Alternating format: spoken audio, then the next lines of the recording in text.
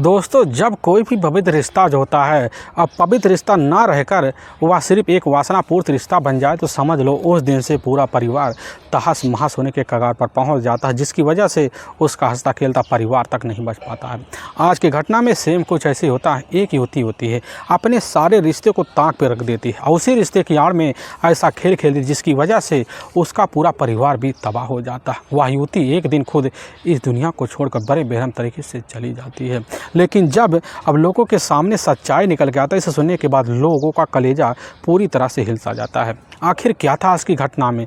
आज की घटना में क्या हुआ? आज की घटना की आप पूरी तरह तक सच्चाई जानने के लिए इस वीडियो को आप लास्ट तक जरूर देखिएगा। नमस्कार दोस्तों, मैं प्रदीप कुमार आपको इस क्राइम ऐसे कैसे चैनल पर मैं स्वागत करता हूं।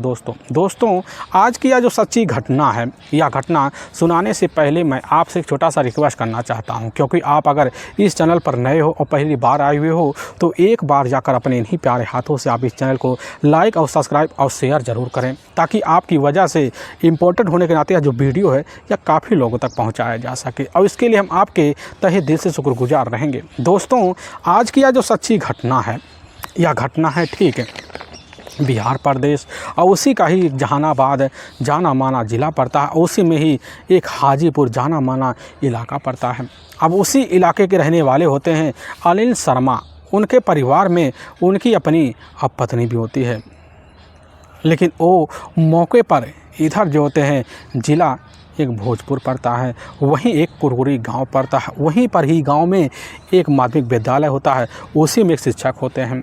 उनके परिवार में 3 बच्चे होते हैं, जिसमें एक बेटा और 2 बेटी होते हैं। दोनों का भविष्य जो होता है उनके ऊपर निर्भर होता है, जिसकी वजह से जीतोड़ तरीके से अपने तीनों बच्चों के भविष्य के लिए अब मेहनत करते हैं। उनका मेहनत रंग लाता। तीनों बच्चे अपने हिसाब से अपनी ज़िंदगी अब संवारने पर लग जाते हैं, और संवारने पर जब लगते हैं तो इसी बीच जो होता है उनके घर में अपना जो बड़ा बेटा होता है मौके पर विकास, और विकास जो होता है सारी पढ़ाई पूरी कर लेता है और शादी की दहलीज पहुँच जाता है। और जब शादी पर दहलीज पर पहुँच जाता है, उसकी जो शादी होती है तौ तरीके से जाकर अब ठीक जो होता है एक जो गांव पड़ता है, उसी गांव की रहने वाली होती है अब इधर अब रानी सिंह। देखने में काफ़ी खूबसूरत होती है और चंचल भी होती है। और जब देखते हैं रिश्ते को, उसी वक्त जाकर इधर अनिल शर्मा स्वीकार कर लेते हैं अपने बेटे अब विकास की जो शादी होता है जाकर अब रानी सिंह शर्मा से कर देते हैं। और करने के बाद तौर तरीके से जो होता है रानी अपने पति विकास के साथ अपनी खूबसूरत भरी ज़िंदगी में रहना शुरू कर देती है। और रहते रहते जैसे शादी का अब इधर विकास और रानी की ज़िंदगी का अब सिर्फ 6 महीने का वक्त बीतता है, तो उसी वक्त अपने पारिवारिक खर्चा अब विकास देखता है। और जब देखता तो उसी वक्त फैसला लेने के बाद ठीक अपने मामा से संपर्क करता है। उसके जो अपने मामा होते हैं ठीक है महाराष्ट्र के ही नागपुर शहर में रहा करते थे, और वहाँ जो होता है अपने नाना सारी जानकारी लेने के बाद वहाँ ठीक पहुँच जाता है और अपने मामा के पास रहकर जो होता है अब एक फैक्ट्री में मौके पर काम करता है। तो तरीके से वहाँ ज़िंदगी चलती है, और जब चलने लग जाती कुछ साल का वक्त बीतता तो इसी बीच अब जो होता है विकास की एक अपनी अब बहन भी होती है, जिसका नाम होता है मोनिका।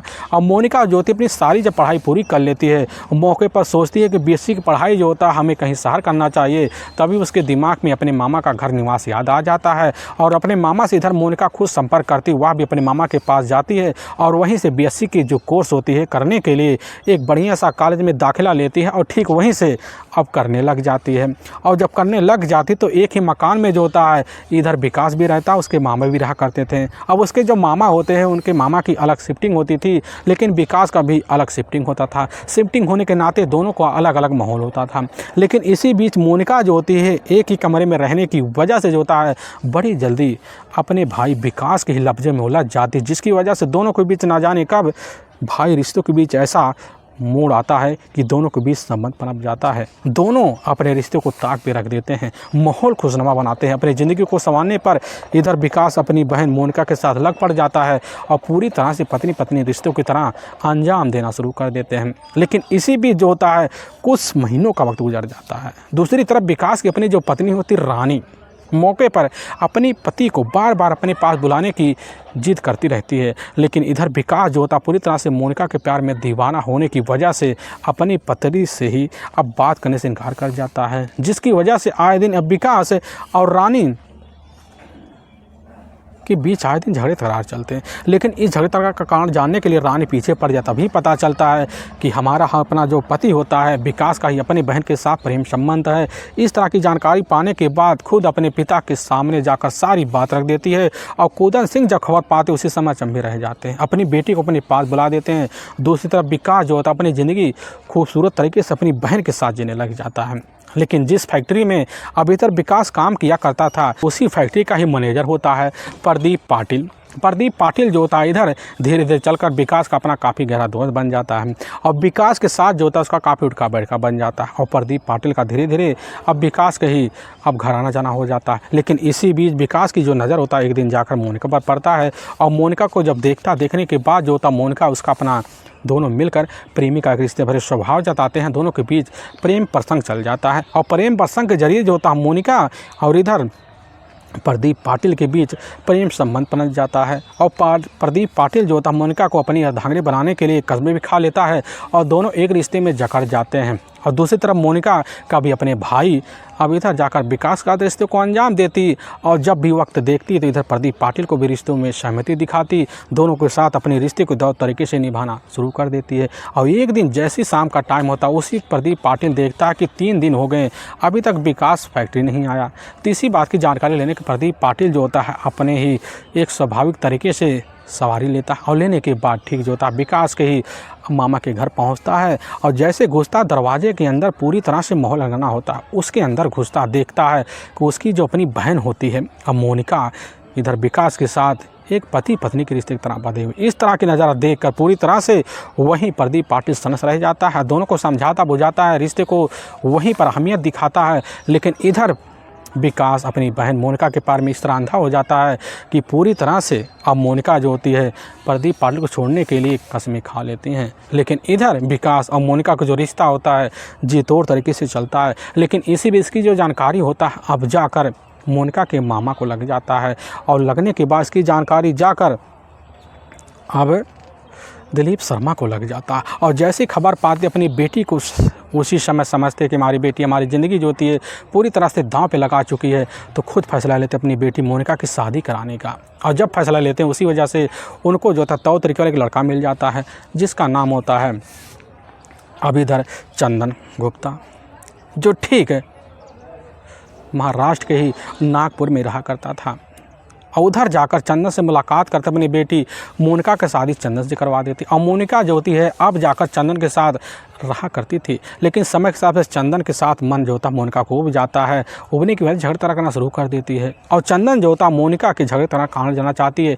तो इसे पता चल जाता कि मोनिका का जो होता है अपने ही भाई के साथ प्रेम संबंध है। इस चीज़ की जानकारी लगने के बाद चंदन जो होता है मोनिका को हमेशा के लिए अपने साथ रहने से इनकार कर जाता और मोनिका दोबारा अपने मामा के पास पहुँच जाती है, फिर अपने भाई और अपने प्रेमी के साथ फिर वही ज़िंदगी भरे रिश्ते देना शुरू कर देती है। और जब देने लग जाती दूसरी तरफ विकास की जो अपनी पत्नी होती है पूरी तरह से इस मामले से खन्नस खाए बैठ जाती है। वह भी समझ जाती कि हमारी पति को हमारे रास्ते से दूर करने का सबसे बड़ा जो कारण है खुद मोनिका बन रही है। इसकी जानकारी खुद जाकर रानी शर्मा जो होती है अपने पिता कुंदन को देती है और कुंदन समझ जाते हैं, बार बार विकास को समझाते हैं। लेकिन विकास जो होता है अपने ही बहन के प्रेम में इस तरह उलझा होता है कि रिश्ते तोड़ने के कबूलनामा का स्वीकार नहीं करता है। लेकिन इसी बीच कुंदन सिंह जो होते हैं अपनी बेटी के घर बसाने के लिए बड़ा ही खतरनाक फैसला लेते हैं।